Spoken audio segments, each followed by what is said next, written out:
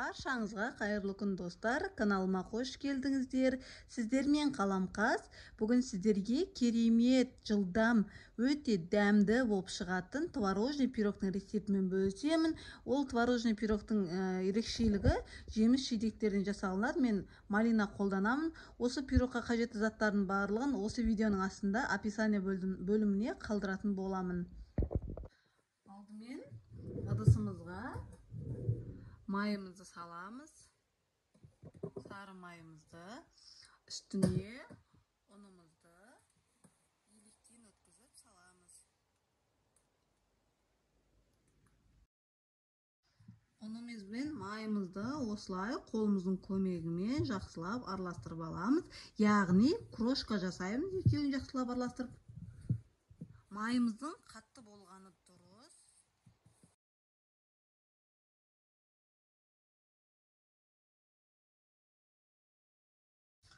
Майымыз бен ұнымызды жақсылап осылай араластырып алдық. Үстіне қант саламыз. Жарты қантымызды алып қаламыз. Творожный салмамызға салатын боламыз. Және де қамыр қопсытқышымызды салып, тағы да араластырып аламыз.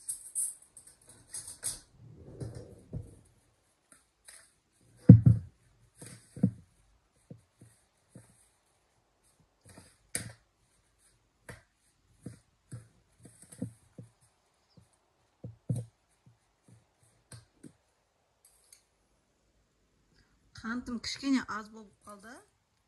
Тағы да салып жібереміз үстіне.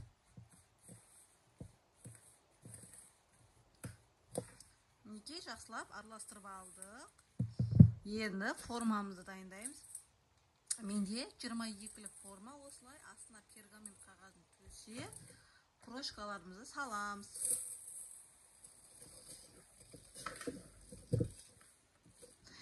Азырақ бөлігін алып қаламыз, бетіне шашу үшін. Енді қолымыздың көмегімен жақсылап жайып шығамыз.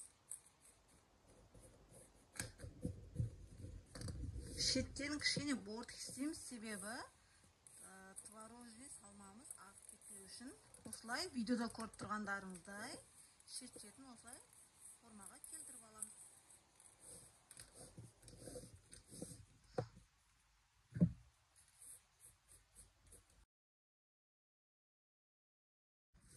Формамызға крошкамызды жайғастырып алдық. Енді салмасын дайындайтын боламыз. 10-15 минутқа холодильникке қойып қоямыз формамызға қамырымызды. Енді творожный салмамызды дайындаймыз. Ең алдымен ыдысымызға творогымызды саламыз.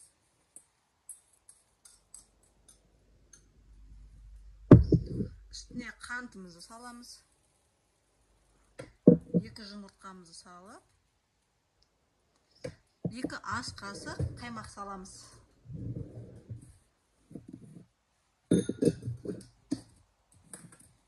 Кез келген қаймақтың түрі жарайды. Мен осындай дүкеннің қаймағын қолдандым.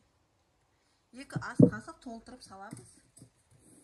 Енді венчиктің көмегімен жақсылап араластырамыз.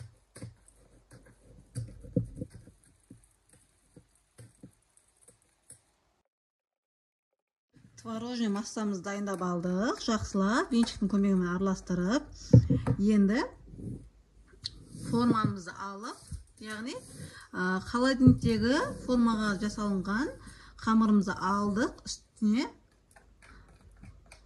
салмамызды құямыз.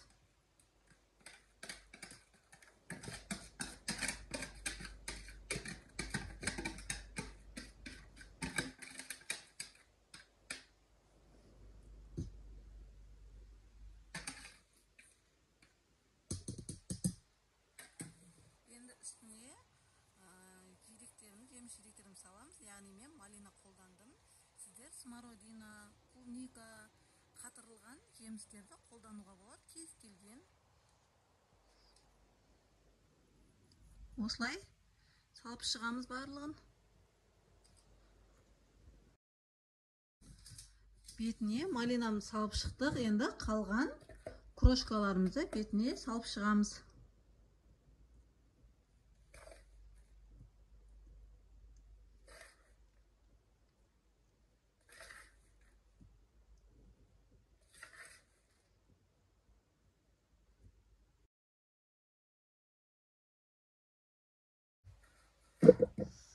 салып болдық. Бетіндегі крошкаларымызды енді 180 градуста 35-40 минутқа пісіріп аламыз. Пирогымыз дайын болып шықты. Піскен соң бір 20-30 минутқа холодильникке қоямыз. Себебі творогы қату керек. Кескен кезде кесілмей қалады. Ал кесіп көрейік қалай шыққанын. Өте жұмсақ, нәзік болып шыққан пирогымыз. Мінекей, арасы осылай шықты. Өте жұмсақ болып шыққан.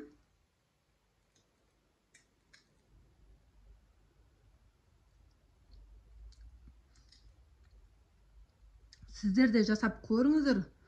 Бір жасағаннан шығатын әдемі творожный пирог. Сіздермен болған Қаламқас. Видеоны соңына дейін көргендеріңізге рахмет. Лайк басып, комментарий қалдырыңыздар. Жанындағы қызыл қоңыраушаны басып қойыңыздар. Себебі менде күнделікті жаңа рецепттер шығады.